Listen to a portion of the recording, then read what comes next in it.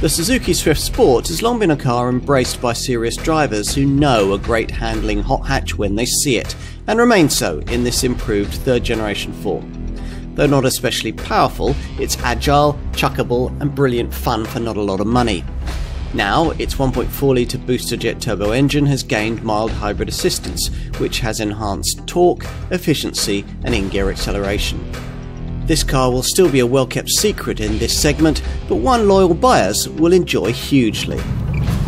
The Swift Sport formula has never been defined by outright power. What's always mattered more with this model line is light, chuckable agility, and that's something that this third generation car still specialises in, thanks to its relatively feather-light curb weight of only just over a tonne. Which is important if, as we do, you embrace the Colin Chapman mantra that greater power makes you go faster in a straight line, but lighter weight makes you go faster everywhere.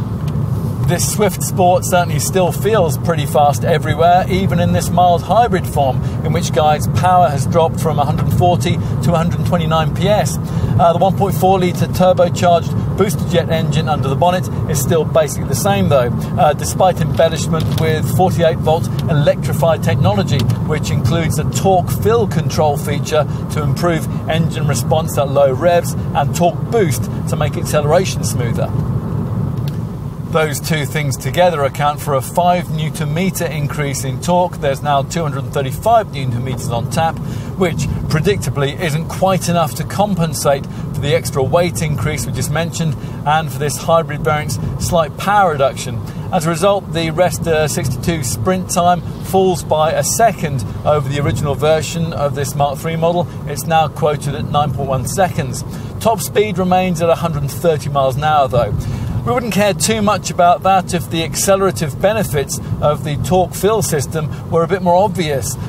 Still, in the mid-range where it matters, there's no doubt that this car feels a fair bit quicker than those figures suggest.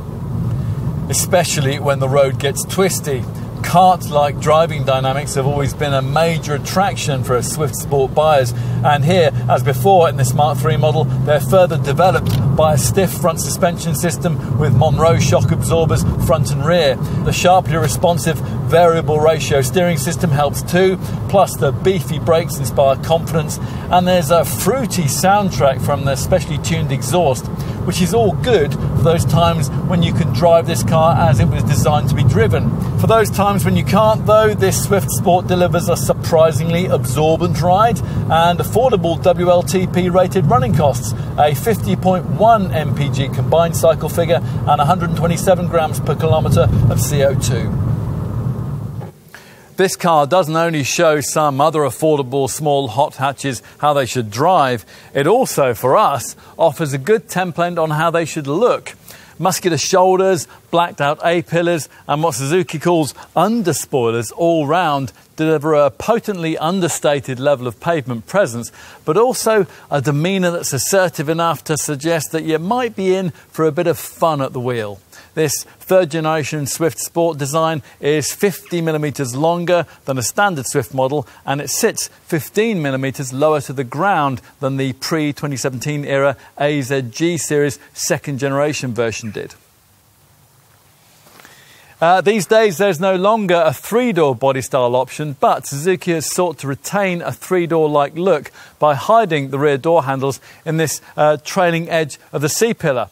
Of course, as usual, what's more important is the stuff that you can't see, namely this model's stiff, sophisticated TECT platform. It's designed around what Suzuki calls total effective control technology. This uses lots of high-strength steel to make the structure very strong, but also low in weight. Now that's the main reason why this Swift weighs so little, even by relatively light class standards. Time to take a seat up front.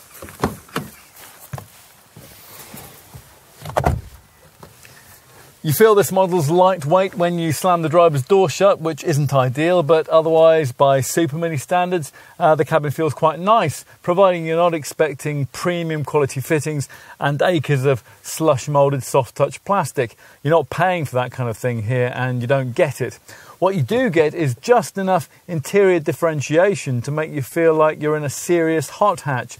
The grippy branded sports bucket seats are probably the highlight here. They prove to be supportive and surprisingly comfortable too, providing your frame is narrow enough to fit into them, of course. There is also a set of aluminium pedals down there with a chrome accented gear knob too, a red stitched gaiter around it, and emotive red flashings on the fascia and the centre stack. Right, time to take a seat in the back, and that's accessible via these concealed upper door catches we mentioned earlier. This car does remain one of the more compact models in the Super Mini hot hatch segment when it comes to rear seat space. Some might even find it a touch claustrophobic back here. Still, thanks to that lengthened wheelbase and some extra room that's been liberated from the engine compartment, there is now a reasonable amount of legroom on offer for this class of car.